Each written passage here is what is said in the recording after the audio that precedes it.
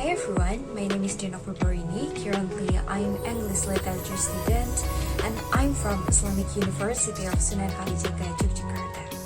Well, without any further ado, let me tell you my journey, ladies and gentlemen. It's about letting go the expectation. But before I start my talk, I would like to ask you one question.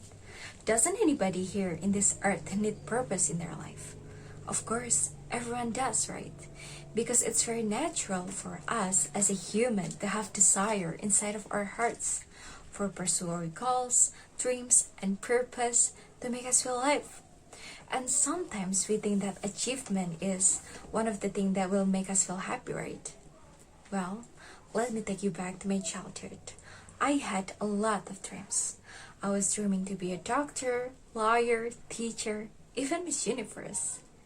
Beside that, I was such a kid who's enjoying the learning process so much. As a result, I've got the best point in my class for the grade that I didn't even care about. My mom and dad were very proud of me, and it was kind of make me feel happy too, but it wasn't such a permanent happiness because it only lasts for a few moments and then it's gone. Basically, it was just like a spike. On the other hand, I felt so free. No pressure, no expectation, so I thought I could do whatever that I wanted to do. I guess that's the reason why I had multiple dreams. Then, when I grown up as a teenager, I started to understand what's the expectation itself. I was thinking that I've been aware of my failure and disappointment, because these two things were my biggest fear. And sadly, I was letting them control my life and letting them consume me.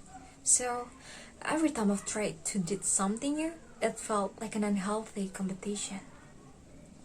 Furthermore, I've always felt worried and overthinked on the first place before I even start anything, whether it's about exam, test, or even competition. I realized in this phase of life, I turned into a person who's more focusing on my insecurity and result rather than my process. Time flies so fast. I passed so many opportunities in my life. I felt vulnerable, unhappy, and empty because I lost my purpose.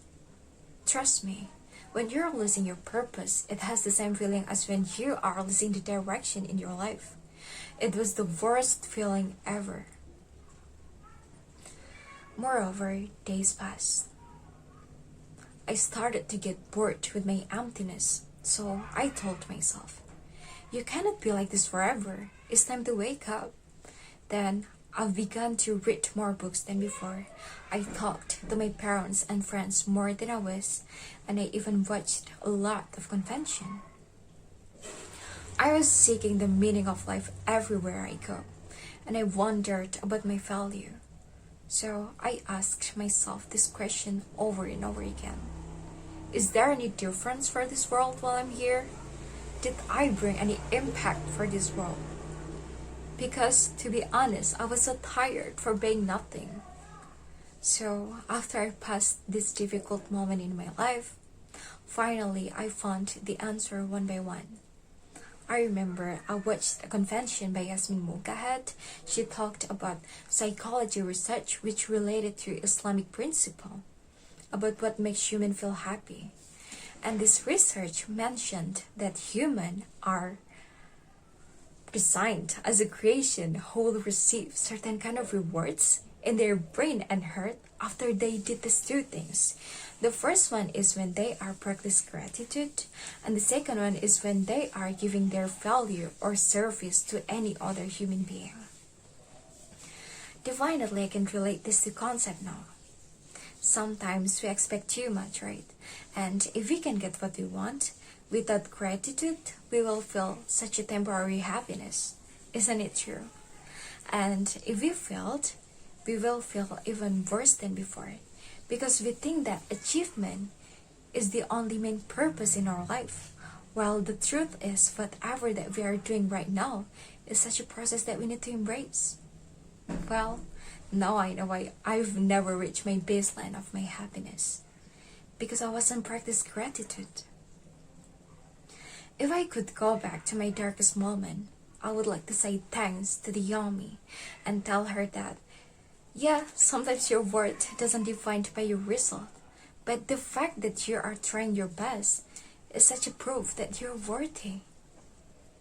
It also reminded me that result actually came from God, and it wasn't such a thing that we can control.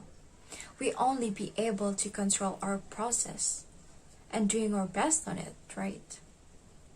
Now, my biggest failure is when I'm not trying anything at all. So I prefer to make mistake or failed rather than give up on the first place because I'm too scared to try.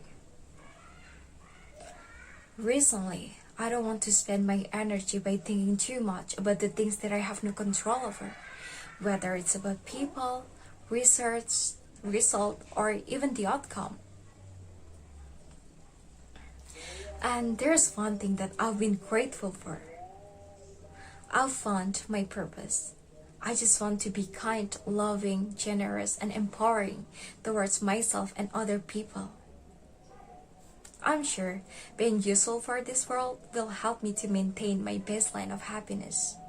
I remember there's a quote by Samantha G. Boyle. She said that, I didn't always know what I wanted to do, but I've always known who I wanted to be. So, despite of whatever decision that I'll take in the future, it doesn't matter. As long as I hold the purpose inside my heart, I'll always feel as the authentic me. And I just want to tell you all that you can be the best version of yourself right now. Because we don't need to wait until we become a doctor to help people around us. And we don't need to wait until we become a lawyer to stand for human rights. We can do simple things. We can be there for our closest friend who always justify her imperfection. Isn't it beautiful? Well, we can have dreams, we can have purpose. We also can have whatever that we will want to achieve in this life. But don't let our insecurity and our expectation ruin us or let us down. We need to remember that we can chase our dreams, but don't wait until we reach them to be happy. Anyway, I'm so happy that I could share my story to you right now. I hope my talk can be the reason for someone to change their life. As a closure, I would like to tell you one thing, that flowers are not just roses. And we all know that every flower has their own time to bloom. So do you. Let's be happier and to enjoy our process while we're waiting for the timing from God to give us what we deserve. Thank you.